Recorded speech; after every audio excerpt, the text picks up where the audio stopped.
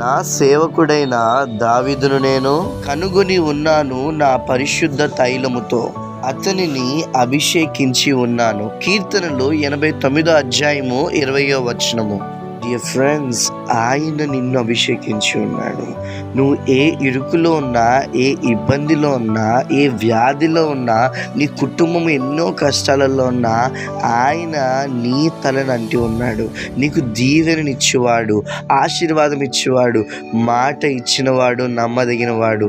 మరి ప్రార్థన చేద్దామా? ఆశ్చర్యకరుడు, అద్భుతాలు చేసేవాడు నీకు స్తోత్రము తండ్రి. ప్రభువా, మా జీవితాన్ని అందంగా మార్చండి అయ్యా, మా బ్రతుకుని సరిచేయండి అయ్యా, నీ మార్గంలో నడిపించండి అయ్యా. ఏ విషయంలో కానీ ఎక్కడ పడిపోతున్నామో తండ్రి ప్రభా, మీరు లేవనెత్తి కృపనివ్వమని అయ్యా తండ్రి, కుమార, పరిశుద్ధాత్మ నామంలో తండ్రి ఈ ప్రార్థన చేస్తున్నాం తండ్రి. ఆమేన్, ఆమేన్, ఆమేన్.